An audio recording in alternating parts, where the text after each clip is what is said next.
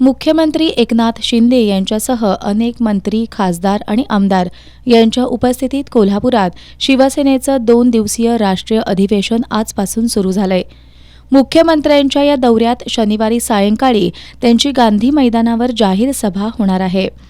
याच परिसरात ठाकरे गटाचे शहरप्रमुख रविकिरण इंगवले यांचं संपर्क कार्यालय आहे। याच मार्गावरून मुख्यमंत्री एकनाथ शिंदे यांच्यासह सर्व प्रमुख नेते मंडळी सभेला जाणार आहेत। या पार्श्वभूमीवर गुरुवारी रात्री उशिरा इंगवले समर्थकांनी या मार्गावर शिवसेना प्रमुख बाळासाहेब ठाकरे आणि पक्षप्रमुख उद्धव ठाकरे यांची भव्य पोस्टर उभारली आहेत। त्याचबरोबर मशाल चिन्ह असलेले भगवे ध्वज लावलेत।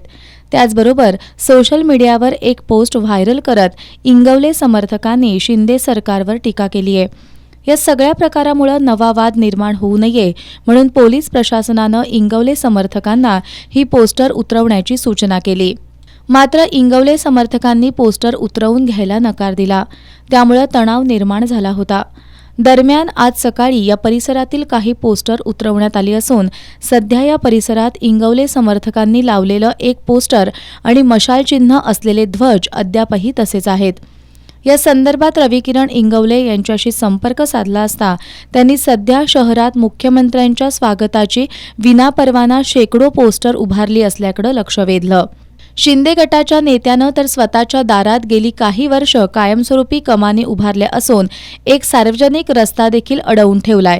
ते प्रशासनाला दिसत नाही का? मग आमच्या पोस्टरवरच कारवाई का? असे प्रश्न उपस्थित करत इंगवले यांनी राज्य नियोजन मंडळाचे कार्यकारी अध्यक्ष राजेश क्षीरसागर यांचं नाव न घेता त्यांच्यावर निशाणा साधलाय। कोल्हापूर शहरामध्ये हजारो डिजिटल्स लागलेत, हजारो। एकाही डिजिटलचे एकाही कमानीचं कसलाही परवाना नाही, कोणताही। मी महानगरपालिकेत इस्टेट विभागाला फोन करून विचारलं, परमिशनच नाही तिथं। परमिशन नसताना देखील इतक्या मोठ्या प्रमाणात डिजिटल फलक लावले। आमचा फलक लावण्याला आमचा विरोध नाही।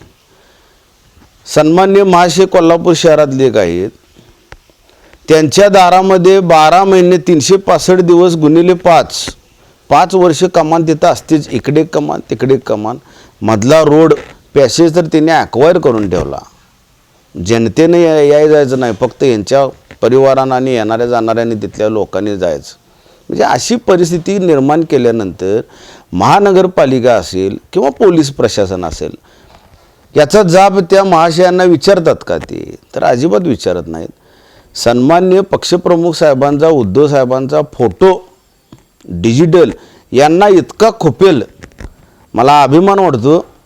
एक उद्धव साहेबांचा एक फोटो, एक डिजिटल, एका डिजिटलला ही भिलीत लोक, एका डिजिटलला भिनारी ही सगळी खलनायकाची टोळी।